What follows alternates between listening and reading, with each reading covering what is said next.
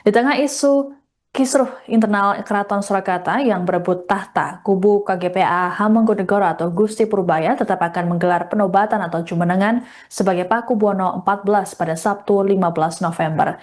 Adapun sebelumnya, kakak Gusti Purbaya, KGPH Hangabei telah lebih dulu mendeklarasikan diri sebagai Pakubuwono XIV. Sejumlah persiapan pun kini dilakukan di Keraton Solo termasuk pemasangan janur kuning sebagai tanda adanya hajat.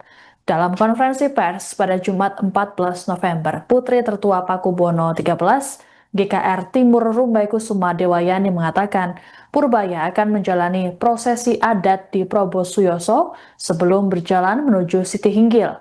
Di sana, Purbaya akan membacakan ikrar sebagai Pakubuwono XIV, lalu dilanjutkan dengan kirap. Kirap Pakubuwono XIV akan menggunakan kereta Garuda Kencana dengan rute mengelilingi area keraton. Gusti Timur juga memastikan dalam prosesi jumenengan ini tidak ditampilkan tarian sakral Bedoyo Ketawang. Hal ini lantaran Keraton Solo masih dalam masa berkabung. Tak hanya itu, pembunyian gamelan juga dilakukan di luar kedaton. Terkait prosesi jumenengan ini, sejumlah tokoh dikabarkan akan menghadiri undangan termasuk Sri Sultan Hamengkubuwono X. Kemudian jajaran pemerintahan seperti Wali Kota Solo Respati Ardi, Gubernur Jawa Tengah Ahmad Lutfi, hingga mantan Presiden Joko Widodo. Penobatan ini tetap dilakukan meski ada dualisme di dalam internal keraton. Terkait dengan dualisme yang terjadi, Menteri Keraton Solo, KG Panembahan Agung Tejo Wulan, dalam pernyataan tertulis pada Jumat 14 November, meminta agar semua pihak untuk menahan diri di tengah suasana berkabung. Tejo Wulan pun menginginkan agar jumenengan Purbaya untuk ditunda. Sebelumnya, Tejo Wulan juga telah menyatakan bahwa penobatan dua kubu belum sah secara adat. Ia juga menegaskan bahwa dirinya masih menjadi raja ad interim Keraton Kasunanan Surakarta. Acara akan dimulai jam 10, itu nanti ada upacara di dalam keraton, khususnya di Dalam Agung. Kemudian akan dilanjutkan miyos dalem dari Probo Suyoso, Bina yang kare upacara keprabun dalem tumuju datang Siti Hinggil. Jadi Pakubuwono XIV akan berjalan ke arah Siti Hinggil pada jam 10.49. Setelah itu dilanjutkan jam 11.05, diperkirakan sampai Siti Hinggil. Nanti beliaunya akan jumeneng di Bangsa Manguntur Tangkil.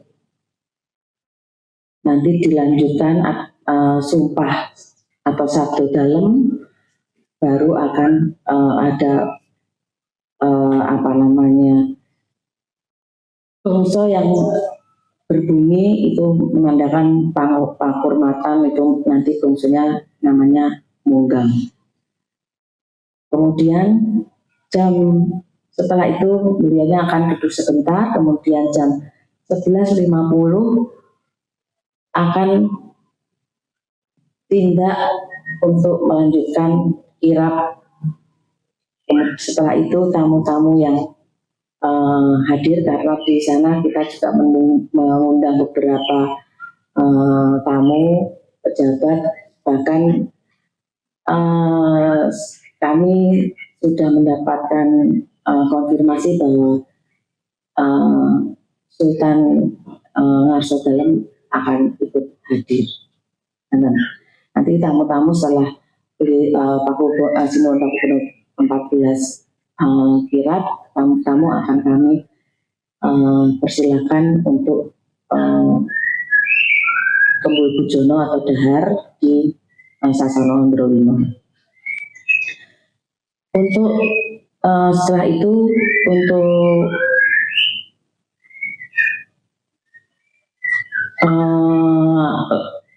jam 12 itu akan rutenya jam 12 kan nanti lampah-lampah kirap itu dari Sasono Sumeno, itu rutenya adalah alun-alun Lor, kemudian Geladak, Telkom, Loji Wetan, Perempatan Baturono, Perempatan Gemblegan, atau Kusumosari Nonongan itu, setelah itu Kusumosari Nonongan, Geladak, kemudian alun-alun kembali lagi ke Padalarang. Jadi rutenya seperti ketika kirap Suro. Kemudian setelah itu diperkirakan jam 2 itu sudah mundur ke Kedaton, lewat Sidinggi lagi, baru kemudian ke Kamandungan, Sri Penganti, dan kembali ke dalam Ageng Prabu Suyoso. Sabda atau berikrar, bersumpah untuk menyatakan bahwa menyisir tahun. Kemudian dari situ duduk sebentar di dampar, kemudian baru jalan menuju kereta Kencana atau Widodo Kencana. Itu saja. Berarti tidak ada budaya Ketawang ya Gusti? Oh, tidak ada. Ini kan prosesnya memang seperti itu dulu. Memang mungkin ada alasan khusus kenapa tidak ditarikan budaya Ketawang? Apakah berkaitan dengan 40 hari? Oh, 40 hari. Memang kan itu kalau budaya Ketawang kan sebuah tarian yang memerlukan ritual khusus, dan pasti ada ya istilahnya seremoni kan itu sebenarnya. Nah, kami kan masih berkabung, jadi memang tidak diadakan, tapi itu kan di dalam Kedaton. Nah, nanti yang di luar Kedaton, istilahnya kayak gamelan munggangnya itu tetap ada, itu karena memang itu diperlukan untuk upacara yang di luar. berarti budaya Ketawang Mungi di luar Kedaton. budaya Ketawang setahun kemudian nanti ketika peringatan. Iya, biasanya gitu. Jadi budaya Ketawang itu kan biasanya ditarikan ketika namanya tinggalan dalam jumenengan. Nah, yang kita bisa artikan bahwa itu adalah peringatan kenaikan tahta, atau istilahnya ulang tahun kenaikan tahta. Jadi sebetulnya menurut literasi juga di Keraton Kasunanan ini hanya terjadi 2 kali. Sinuwun Jumeneng itu Pakubono 13. Oh, 1 kali ya? 1 kali. KGPH Mangkubumi atau HNGABEI yang baru saja dinobatkan sebagai Pakubono 14 merespons tuduhan yang dilontarkan kakak tertuanya GKR Timur Rumbai Kusuma. Sebagaimana diketahui bersama, GKR Timur menyebut HNGABEI sebagai pengkhianat. Hal ini lantaran HNGABEI tiba-tiba dinobatkan jadi Pakubono 14. Ditemui selesai sholat Jumat di Masjid Agung Keraton Solo, Jumat 14 November, HNGABEI menyebut tuduhan tersebut kurang pas. HNGABEI menegaskan bahwa dirinya tidak pernah diajak musyawarah terkait suksesi. Ia juga mengaku tak diberitahu soal wasiat sang ayah mengenai penerus tahta Keraton Solo. Terkait rencana sang adik Purbaya yang mendeklarasikan diri sebagai Pakubono 14 di depan jenazah sang ayah beberapa waktu lalu, HNGABEI juga mengaku tidak mengetahuinya. HNGABEI pun sudah menanyakannya pada GKR Timur terkait hal tersebut, namun kala itu sang kakak mengatakan bahwa hal tersebut akan dibicarakan. Lebih lanjut dikatakan HNGABEI dalam pertemuan dengan Wakil Presiden Gibran Rakabuming dan sejumlah pejabat juga tak membahas mengenai suksesi. Menurut HNGABEI, pertemuan tersebut hanya membahas pengamanan pemakaman. HNGABEI lantas menyoroti keberadaan surat wasiat Pakubono 13 yang jadi dasar penobatan Purbaya. Ia mengaku tak pernah diperlihatkan dokumen tersebut. Jadi menyikapi masalah tuduhan Mbak Yu Timur pada saya kemarin, yang katanya berkhianat kepada kakak-kakaknya dan juga dengan adiknya, saya kira kurang pas, karena sampai detik itu, pada waktu itu saya menunggu jawaban. Jadi saya tidak sampai hari ini pun tidak diberitahu wasiat Sinuwun itu seperti apa. Kemudian belum ada kesepakatan, belum diajak rembuk. Pada waktu di Parasdyo Sinuwun mau diberangkatkan, Layon mau diberangkatkan itu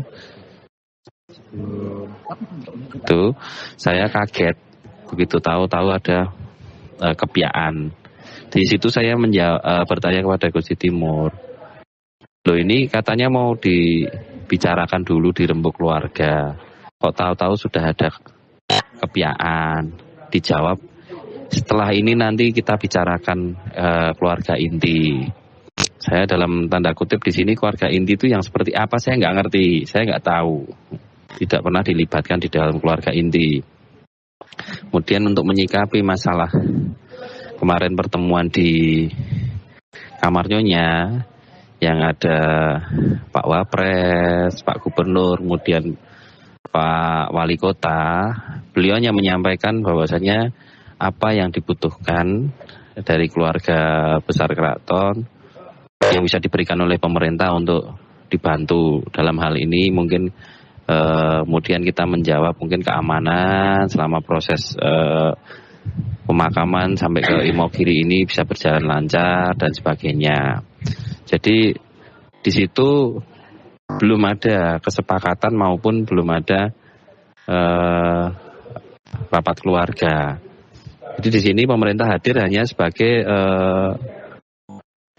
memberikan fasilitas apa yang diperlukan saja untuk kesiapan upacara adat dan layan yang akan diberangkatkan kirap.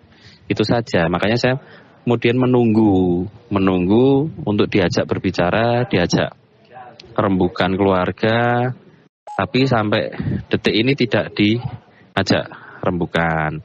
Dan kemudian juga belum diberikan tidak diberitahu wasiatnya seperti apa, itu saya tidak diberitahu. Bahkan adik saya yang sekandung itu yang ikut ngeladosi Sinuwun sejak dulu di keraton pun juga tidak diberitahu, tidak diajak rembuk, tidak dikasih tahu bagaimana surat wasiatnya yang dibuat oleh Sinuwun. Dan itu sampai hari ini kita berdua masih bertanya-tanya surat wasiat Sinuwun itu yang seperti apa. Dan kemarin saya juga bertanya pada Gusti Putri lah, wis diajak rembuk gitu, belum. Sudah disepakati, belum. Lah makanya saya bingung sampai hari ini kemudian kok dianggap belum sepakat sama sekali. Download Tribun X sekarang, menghadirkan lokal menjadi Indonesia.